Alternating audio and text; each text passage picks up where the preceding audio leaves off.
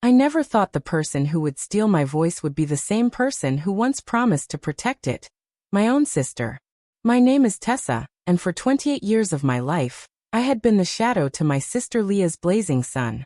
While she commanded every room she entered with her infectious laughter and magnetic personality, I found comfort in the quiet corners, observing the world through careful eyes and gentle words. Growing up in our suburban home, Leah was the golden child who could do no wrong.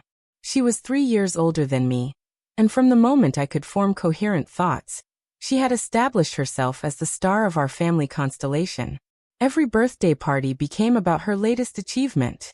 Every family dinner somehow circled back to her newest boyfriend, her latest project, or her most recent triumph. I learned early that my role was to be the supporting character in the epic story of Leah's life.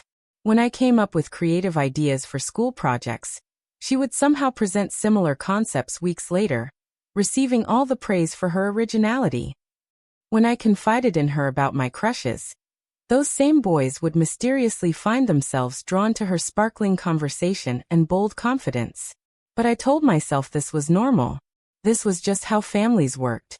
Some people were born to shine, and others were meant to reflect that light. I convinced myself that I was content being the moon to her sun, never realizing that I was slowly disappearing into the darkness she cast. The pattern continued through high school and college. Leah pursued journalism with the same fierce determination she applied to everything else, landing internships at prestigious magazines and making connections that would serve her well in the future. I, meanwhile, found solace in social work, drawn to helping others navigate their own struggles and find their voices. After college, I moved to a small apartment across town, finally gaining some distance from the constant comparison and competition. For the first time in my life, I was discovering who I was when I was not standing in Leah's shadow. I made friends who knew me as just Tessa, not Leah's younger sister. I started dating, pursued hobbies, and began to understand that perhaps I had my own light to offer the world. It was during this period of newfound independence that my world came crashing down in the most devastating way imaginable. I was 28 years old, working late at the community center where I counseled at-risk youth. It was a Thursday evening in November, and the building was nearly empty except for the security guard who made his rounds every hour. I was finishing up case notes when I heard footsteps in the hallway outside my office. What happened next would haunt me for years to come. A man I had never seen before entered my office, claiming to be looking for someone. Before I could react, before I could scream, before I could run, my life changed forever in ways I could never have imagined. The details of that night are still too painful to recount in full, even now. The violation, the terror, the complete shattering of everything I thought I knew about safety and trust. In the span of 30 minutes, I went from being a confident young woman building her life to a broken shell of a person who could not even look at herself in the mirror. The police were kind but clinical. The hospital staff was professional but distant. The legal system was thorough but ultimately futile, as there was insufficient evidence to prosecute. I was left to pick up the pieces of my shattered existence with no roadmap for how to rebuild. For weeks, I could not bring myself to tell anyone what had happened. I called in sick to work, citing a family emergency. I canceled plans with friends, claiming I was coming down with something. I existed in a bubble of shame and terror, replaying that night over and over, wondering what I could have done differently. But eventually, the isolation became too much to bear. I needed someone to know, someone to understand, someone to tell me that I was not going crazy, that what happened was real, and that somehow, someway, I would find a way to survive this. So I called Leah. She came over immediately, bringing soup and tissues and all the right words. She held me as I sobbed through the story, stopping frequently when the words became too difficult to speak. She did not ask inappropriate questions or suggest what I should have done differently. She simply listened, and for the first time since the assault, I felt like maybe I was not completely alone in this nightmare. "You are so brave," she whispered, stroking my hair as I cried. "You are the strongest person I know, and you are going to get through this. I am so proud of you for telling me. I am so proud of you for surviving." In that moment, I believed her completely. For the first time in our relationship, I felt like she truly saw me, not as her supporting character, but as a whole person deserving of love and support. I felt like maybe this terrible experience might actually bring us closer together, might help her understand that I was more than just the quiet sister in the background. Over the following months, Leah checked in on me regularly. She accompanied me to therapy appointments when I finally worked up the courage to seek professional help. She celebrated small victories with me, like the first time I went to the grocery store alone, or the day I finally returned to work. She seemed genuinely invested in my healing process, and I was grateful beyond words to have her support. But looking back now, I realized there was something else happening during those conversations. Something I was too trusting and too vulnerable to recognize at the time. She was not just offering comfort and support. She was collecting information. She was memorizing details. She was taking mental notes about my healing journey, my therapy sessions, my coping mechanisms, and my most private thoughts about the trauma. She was gathering material. It took me nearly 2 years to begin feeling like myself again. Therapy helped tremendously, as did the support of a few close friends who knew about my situation. I learned coping strategies for the panic attacks and nightmares. I developed a support network of other survivors who understood what I was going through. Most importantly, I learned to separate my worth as a person from what had happened to me that night. During one particularly breakthrough therapy session, I coined a phrase that would become my personal mantra. I did not break, I bent. It captured exactly how I felt about my journey. Yes, I had been damaged by the assault. Yes, I had been forced to rebuild my life from the ground up. But I had not been destroyed. I had been bent by the experience, shaped by it, but not broken beyond repair. I shared this phrase with Leah during one of our coffee dates, explaining how it had become central to my healing process. She smiled and nodded, telling me how beautiful and powerful those words were. She said she was going to remember that phrase, that it might help other people she knew who were going through difficult times. I felt proud that something I had created could potentially help others. It never occurred to me that she might use it for her own purposes. By the time I turned 30, I had rebuilt my life in ways I never thought possible. I had returned to work with renewed purpose, specializing in trauma counseling.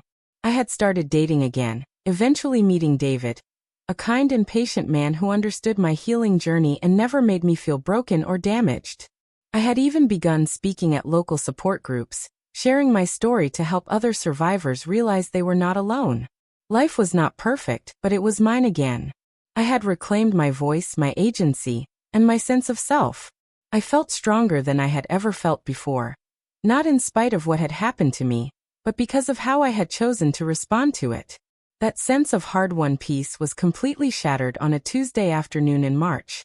I was walking through the downtown area, running errands before meeting David for dinner, when I decided to stop into one of those large chain bookstores. I had always loved browsing the memoir section, finding inspiration in other people's stories of overcoming adversity. I was scanning the shelves when something caught my eye that made my blood run cold. There, displayed prominently on the new releases shelf, was a book with a cover that featured a woman's silhouette against a backdrop of storm clouds. The title read, Shattered Silence, A Journey Through Trauma and Triumph. The author's name was printed in bold letters across the bottom, Leah Kingston. My sister.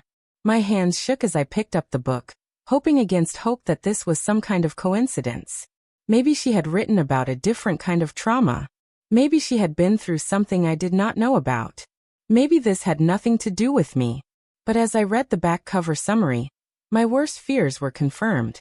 The book was described as a powerful memoir about surviving sexual assault and finding the strength to rebuild. It mentioned therapy, support groups, and the journey from victim to survivor. It promised raw honesty and unflinching truth about the healing process. With trembling fingers, I opened to a random page and began reading. The words on the page might as well have been ripped directly from my diary. She described the shame, the nightmares, the panic attacks, the way the world suddenly felt unsafe and unpredictable. She wrote about the difficulty of trusting again, of feeling comfortable in her own skin, of rebuilding relationships after trauma. But these were not her experiences. These were mine. I flipped to another section and found a passage about therapy that made me feel sick to my stomach. She described a session where she had a breakthrough about not letting the assault define her, where she realized that she could be bent but not broken. Those exact words. My words. The phrase I had shared with her in confidence, the mantra that had become central to my healing, was now being presented as her own profound realization. The book was filled with intimate details about my trauma, my recovery, and my healing journey, all presented as if they were her own experiences. She had changed enough surface details to avoid legal issues, different locations, different timeline, different supporting characters, but the emotional core, the psychological journey, the specific insights and breakthroughs, were all unmistakably mine. I stood in that bookstore for nearly an hour, reading section after section, becoming more horrified with each page. This was not just plagiarism. This was theft of the most intimate and painful kind. She had taken my trauma, my healing, my hard-won wisdom, and packaged it for public consumption under her own name. The worst part was the author's note at the beginning of the book, where she wrote, "This memoir is based on real events in my life. While some details have been changed for privacy reasons, the emotional truth of this experience is entirely my own. I hope that by sharing my story, I can help other survivors realize they are not alone in their journey." The emotional truth was entirely hers? The experience she was claiming was not hers at all. It was mine. Every therapy session she described, every breakthrough she claimed, every moment of healing she detailed, all of it had happened to me, not her. I bought the book with numb fingers and drove home in a daze. That evening, I called in sick to work and spent the entire night reading the full manuscript. By morning, I had consumed every word of my sister's theft, and I understood the full scope of what she had done. She had not just stolen my story. She had stolen my voice, my healing, my triumph over adversity. She had taken the most painful experience of my life and turned it into her own narrative of strength and resilience. She had appropriated my trauma for her own glory. Over the following weeks, I watched in horror as Leah's book gained traction. She appeared on local radio shows discussing her experience with sexual assault and recovery. She was invited to speak at conferences about trauma and healing. She gave interviews to magazines about her journey from victim to survivor. And through it all, she used my words, my insights, my hard-won wisdom as if they were her own. She spoke eloquently about the importance of therapy, about the power of support groups, about the realization that trauma does not have to define you. She shared my mantra about being bent but not broken, as if it were her own profound discovery. The book became a modest success, earning positive reviews and building a small but dedicated following. Leah basked in the attention, finally achieving the recognition and admiration she had always craved. She had found her spotlight, and she was not about to step out of it. But the success came at a cost that she either could not or would not acknowledge. Every interview she gave, every speech she made, every reader who found comfort in her story was a reminder of what she had taken from me. She had stolen not just my experiences, but my opportunity to help others through sharing my truth. The betrayal cut deeper than the original assault in some ways. The man who attacked me was a stranger whose motivations I would never understand. But Leah was my sister, someone I had trusted with my most vulnerable moments. She had held me while I cried, accompanied me to therapy, celebrated my healing victories, all while secretly cataloging every detail for her own use. For months, I felt paralyzed by the violation. I considered confronting her directly, but I knew she would deny everything or find ways to justify her actions. I thought about exposing her publicly, but I was not ready to have my own trauma become the subject of public scrutiny and debate. I consulted with lawyers about potential legal action, but they explained that memoir writing exists in a gray area where emotional truth and factual accuracy do not always align. Since she had changed enough identifying details and had not explicitly claimed to be me, there was little legal recourse available. I felt trapped and voiceless once again, just as I had in the immediate aftermath of the assault. The person I had trusted most in the world had betrayed me in the most profound way possible, and there seemed to be no way to make it right. But then gradually, anger began to replace the hurt and confusion. I realized that while Leah had stolen my story, she had not stolen my voice. She had not taken away my ability to tell my own truth. She had simply forced me to find a different way to do it.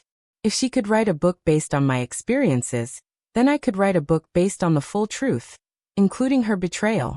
I began writing late at night, after David had gone to sleep. I wrote about the assault, but I also wrote about everything that came after. I wrote about the betrayal, about discovering my sister's book, about the additional trauma of having my healing journey appropriated and monetized by someone I trusted. I wrote about our childhood, about the pattern of her taking credit for my ideas and claiming my experiences as her own. I wrote about how she had always made me feel like the supporting character in her story, and how she had continued that pattern by literally stealing my story and making it about her. But most importantly, I wrote about reclaiming my voice. I wrote about refusing to be silenced by shame, by fear, or by betrayal. I wrote about the power of speaking truth, even when that truth is uncomfortable or inconvenient for others.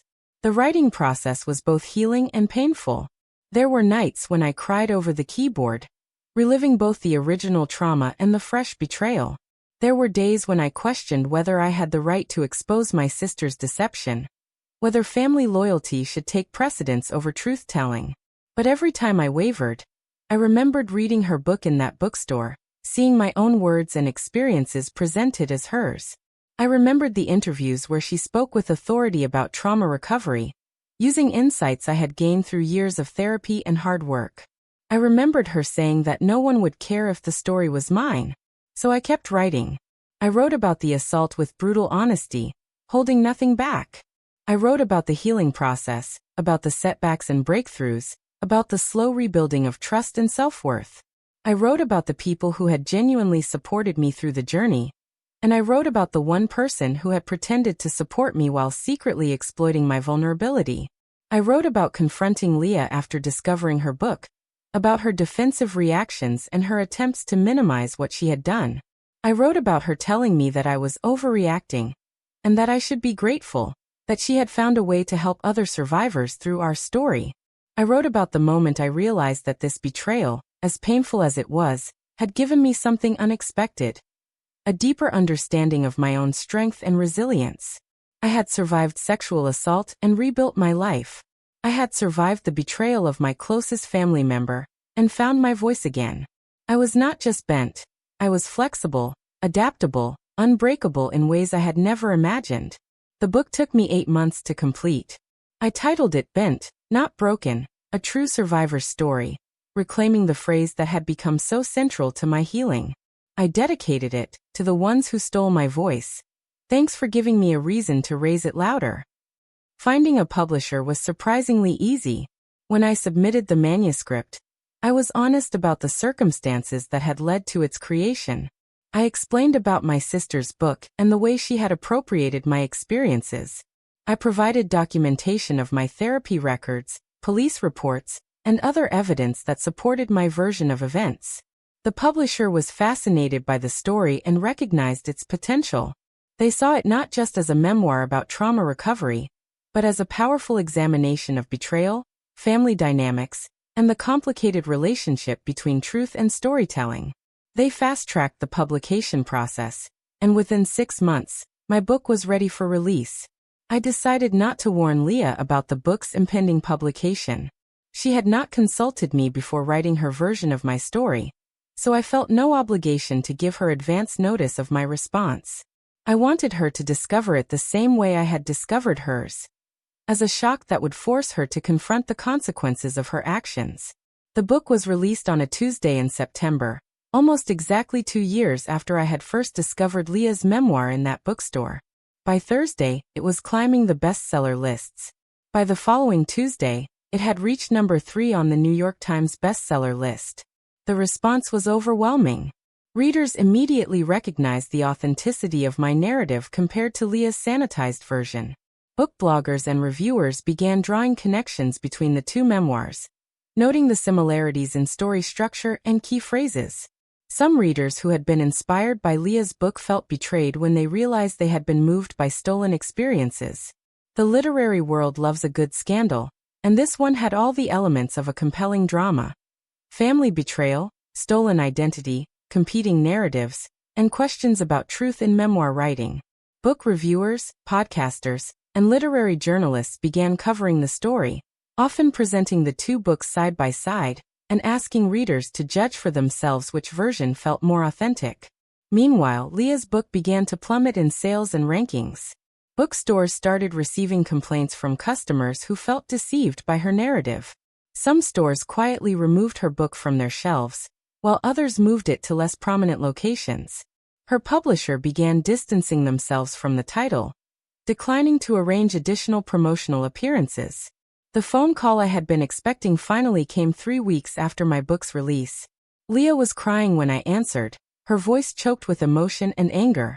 "How could you do this to me?" she sobbed. "How could you humiliate me like this? You have destroyed my reputation, my career, everything I have worked for." I listened to her accusations in silence, feeling surprisingly calm. When she finally paused for breath, I spoke quietly but firmly. "Funny," I said. "That is exactly what I thought when I read your book." She tried to argue that her book was different, that she had changed enough details to make it her own story, that she had been trying to help other survivors by sharing their experience. She insisted that I was being vindictive and cruel, that I was destroying her life over a misunderstanding.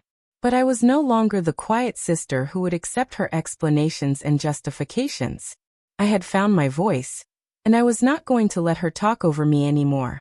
"You stole my trauma," I told her. "You took the most painful experience of my life and turned it into your success story. You used my words, my insights, my healing journey as if they were your own. You sat in interviews and spoke with authority about experiences you never had, using wisdom you never earned. You betrayed my trust in the most profound way possible." She continued to cry in protest, but I could hear the defeat in her voice. She knew she had been caught. She knew that her version of events could not stand up to scrutiny when placed alongside the truth. "I thought you would be happy," she said weakly. "I thought you would be proud that I found a way to help other people with your story." "It was never your story to tell," I replied. "And you never asked if I wanted to help other people. You just decided that my pain was yours to use however you wanted." The conversation ended with her hanging up on me, but I felt no satisfaction in having the last word. I felt only sadness for the relationship that had been irreparably damaged by her choices. In the months that followed, my book continued to gain momentum. I was invited to speak at conferences about trauma recovery, family dynamics, and the ethics of memoir writing.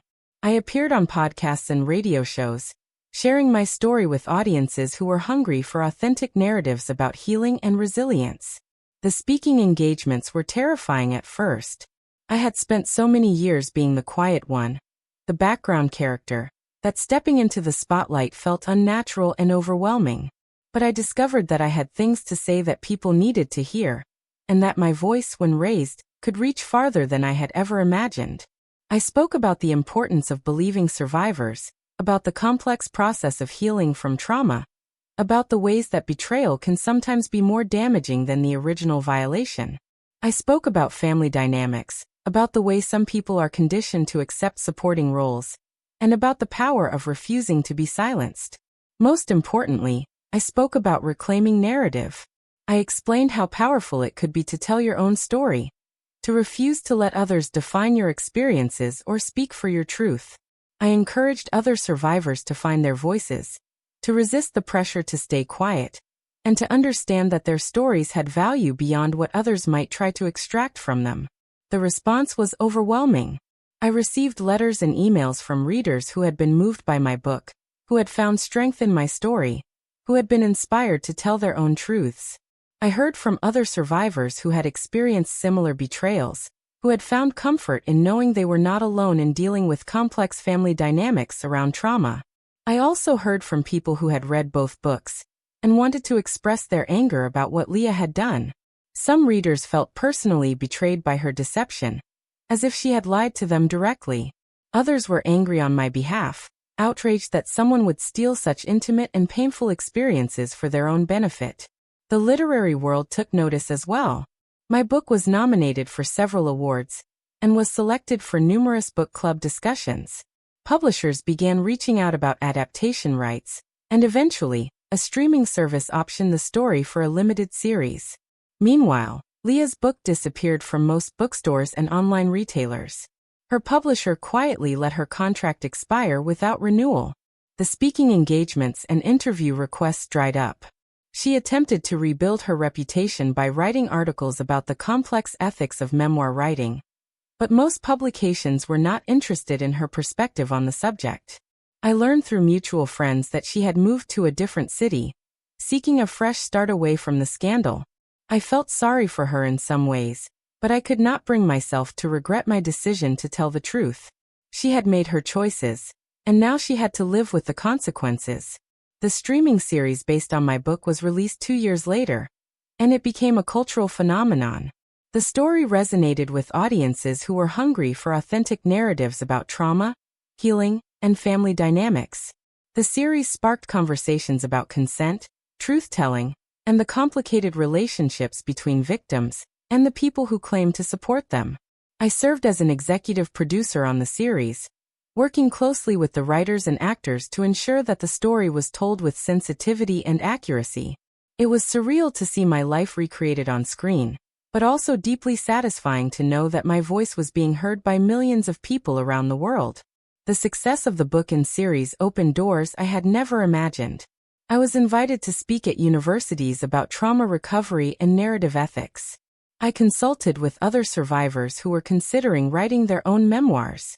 I worked with organizations that supported sexual assault survivors, helping them develop resources and programs. Most importantly, I continued to use my voice to advocate for truth-telling and authentic narrative. I spoke about the importance of believing survivors, about the complex process of healing from trauma, and about the ways that well-meaning people can sometimes cause additional harm through their attempts to help. I also spoke about forgiveness, though not in the way people might expect. I explained that forgiveness did not mean excusing harmful behavior or pretending that betrayal had not occurred. Instead, I talked about the importance of releasing the anger and resentment that could otherwise consume you, of choosing to move forward without carrying the weight of other people's poor choices. I had not forgiven Leah for what she had done, and I was not sure I ever would, but I had released the power she had over my emotional well-being. I had stopped allowing her choices to define my happiness or limit my potential. I had reclaimed not just my story, but my entire life. 5 years after the publication of my book, I received an unexpected email from Leah. She had written to apologize for what she had done, to acknowledge the harm she had caused, and to express her admiration for the way I had rebuilt my life and career. "I know I have no right to ask for your forgiveness," she wrote. "I know that what I did was wrong, and I know that I hurt you in ways that cannot be undone. But I want you to know that I am proud of you. I am proud of the way you found your voice and used it to help others. I am proud of the success you have achieved through your own strength and talent. I am proud to be your sister, even if I have no right to claim that relationship anymore." I read the email several times, feeling a complicated mix of emotions. There was relief in her acknowledgement of what she had done, satisfaction in her recognition of my success, and sadness for the relationship that had been lost. But there was also a sense of closure, a feeling that this chapter of my life could finally be considered complete. I chose not to respond to her email, not out of cruelty, but because I had nothing left to say to her.